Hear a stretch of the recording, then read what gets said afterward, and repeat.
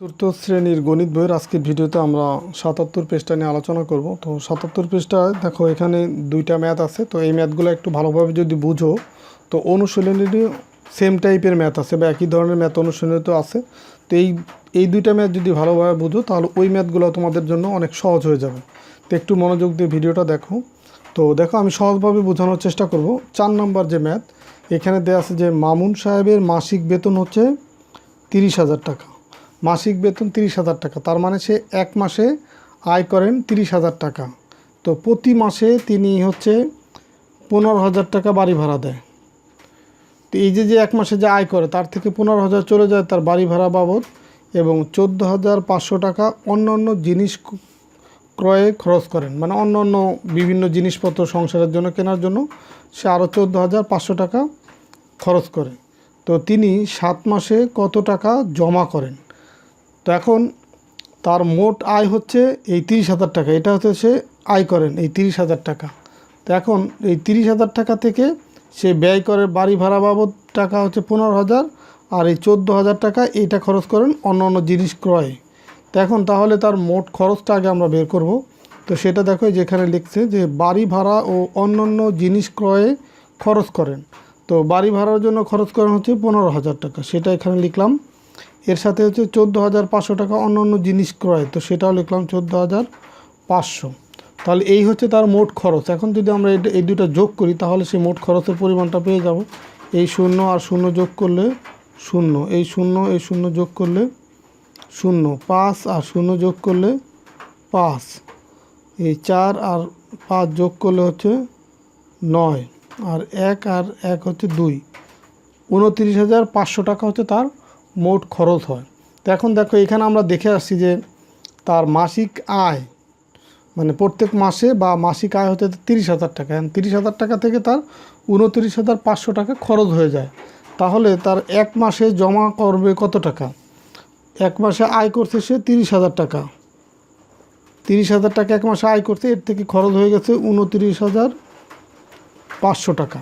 তো এখন 30 থেকে 29,500 টাকা যদি বিয়োগ করি তাহলে যে টাকা থাকবে সেটাই সে এক মাসে জমা করতে পারবে। তো বিয়োগ করলে এখন পাবো এই 0 এই 0 মিলে গেল 0, এই 0 আর এই 0 মিলে গেল 0, 5 আছে কত হলে 10 হবে, 5 হলে হাতে আছে আমার 1 আর 9 হচ্ছে 10। তো 10 আর 10 মিলে গেল, এটা 0, হাতে আছে 1 আর 2 3, 3 মিলে গেল 0। তো সেই 0 কোনো সংখ্যার প্রথমে দেওয়ার প্রয়োজন নেই, এই কারণে 0 এখানে দিচ্ছি না। তার মানে তার এক মাসের জমা হচ্ছে 500 টাকা। এখন প্রশ্নটা ছিল তিনি 7 মাসে কত টাকা জমা করবেন। তাহলে 7 মাসে জমা করবে কত টাকা? এক মাসে জমা করে যদি 500 টাকা, তো এই 7 মাসে জমার পরিমাণ হবে এই 500কে 7 দিয়ে গুণ করব। তার মানে 7 মাসে জমা হবে এই 500 গুণ হচ্ছে 7। তো এটা যদি গুণ করি এই 7 0 0, 7 0 0, আর 5কে 7 দিয়ে গুণ করলে 5 7 35, তার মানে 3,500 টাকা তার হচ্ছে 7 মাসে জমা হবে। এটাই কিন্তু তোমার উত্তর। তো এটা দেখো এই ম্যাথটা আমরা একটু ভেঙে ভেঙে করলাম। তো চাইলে তুমি এই ম্যাথটা এক লাইনেও করে ফেলতে পারো। এই বিকল্প যে সমাধান সেটা এক লাইনে দেখায় যে এক লাইনে আমরা কিভাবে এই ম্যাথটা করে ফেলতে পারি। দেখো 7 মাসে জমা, তো 7 মাসে যে জমা সেটা হচ্ছে মোট আয় ছিল 30,000 টাকা, তার থেকে যে খরচটা হয় 15,000 14,500, সেটা আমরা আগে একসাথে যোগ করব। এই 15,000 যোগ হচ্ছে 14,500, তো এই হচ্ছে তার মোট খরচ। আর মোট আয় ছিল কত? 30,000। তো 30,000 থেকে যদি আমরা খরচটা বাদ দিয়ে দিই তাহলে যে টাকাটা থাকবে সেটা হচ্ছে এক মাসের জমা। তো আমার প্রশ্ন ছিল যে 7 মাসে কত জমা করে। তো এক মাসে যদি এই 30,000 থেকে মোট খরচ বাদ দিয়ে যে টাকা থাকে সেটা যদি সে জমা করে, 7 মাসে তার 7 গুণ বেশি জমা করবে, এই কারণে পুরো মানটাকে গুণ করব 7 দিয়ে। তো এই দুইটা খরচ, এই কারণে এটাকে প্রথম বন্ধনীতে আটকায় দিব, আর মোট আয় থেকে এটা বিয়োগ করব, সেটাকে দ্বিতীয় বন্ধনীতে আটকে দিব।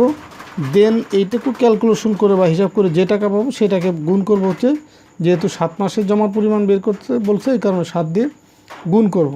তো এই গুণটা করলে দেখো এইখানে আমরা এই পরের লাইনে এই প্রথম বন্ধনীর কাজটা আগে করব, তো এই কারণে বাকি সব ঠিক থাকবে, ঠিক থাকলো। আর এই দুইটা যোগ করলে পাচ্ছি হচ্ছে 500 আর লাস্টে আছে 7। তো প্রথম বন্ধনীর কাজ শেষ, প্রথম বন্ধনী উঠে গেল, এখন দ্বিতীয় বন্ধনী আছে। তো 30,000 থেকে 29,500 বিয়োগ করলে এখানে থাকবে 500, আর এখানে এই যে 7 দিয়ে গুণ করবো। তো এটা দ্বিতীয় বন্ধনীর কাজও শেষ হয়ে গেল।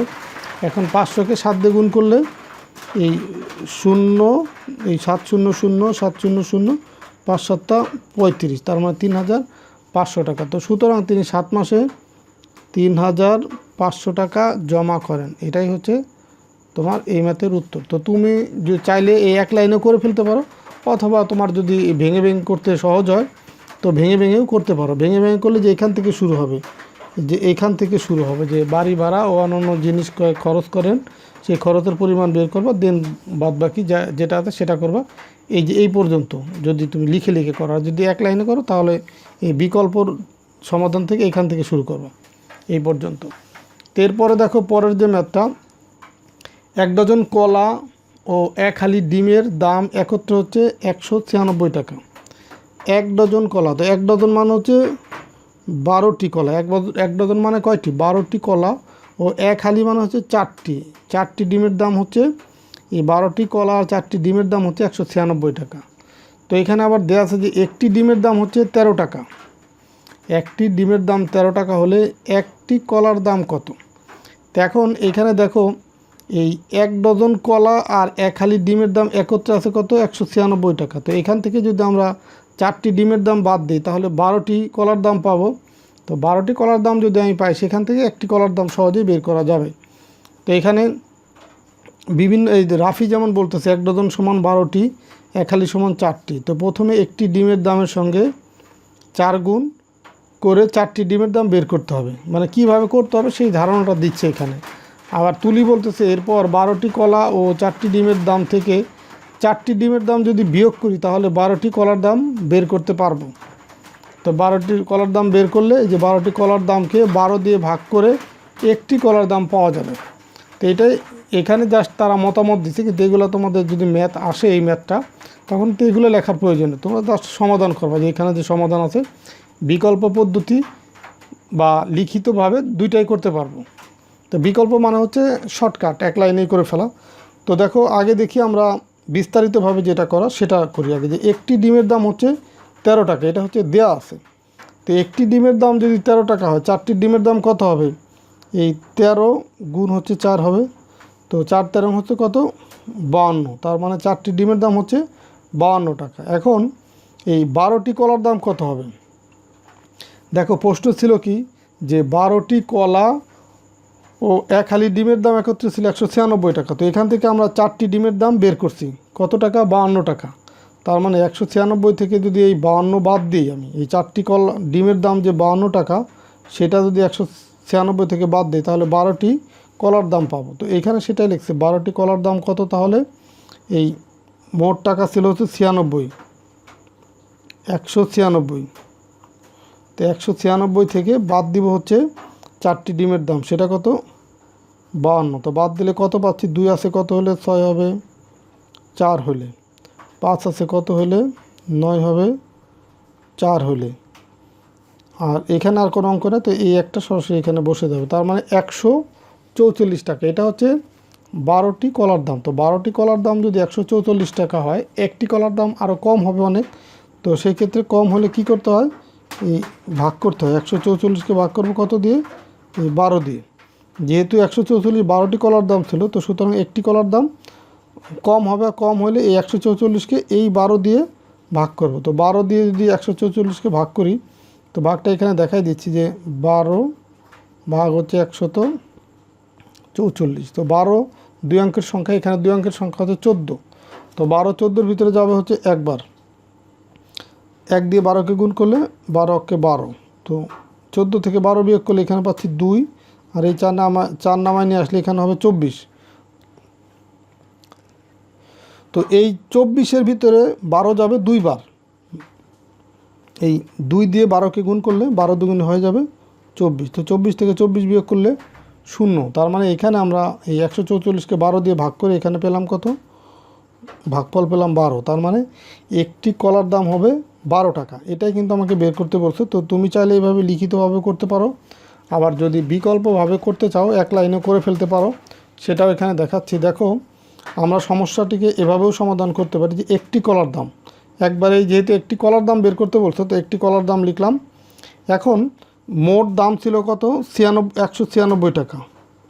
এই 12টি কলা আর 4টি ডিমের দাম কত ছিল, 196। তো 196 থেকে আমরা 4টি ডিমের দাম বাদ দেব। তো একটি ডিমের দাম হচ্ছে 13 টাকা, 4টি ডিমের দাম হবে এই 13 গুণ 4। তো সেটা যদি বাদ দেই তাহলে এখানে 12টি কলার দাম পাবো। এখন 12টি কলার দাম যেটা হবে সেটাকে যদি আমরা 12 দিয়ে আবার ভাগ করি তাহলে একটি কলার দাম পাবো। তো একটি কলার দামই তো আমাকে বের করতে বলছে।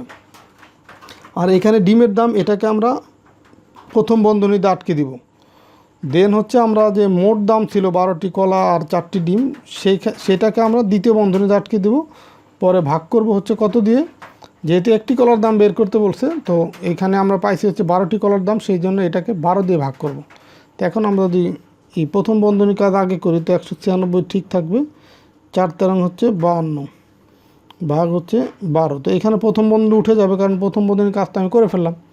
তো এখন 196 থেকে এই 52 দিয়ে বাদ দিয়ে এখানে পাবো হচ্ছে 144, ভাগ করব কত দিয়ে, এই 12 দিয়ে। তো এখন দ্বিতীয় বন্ধনী উঠে গেল।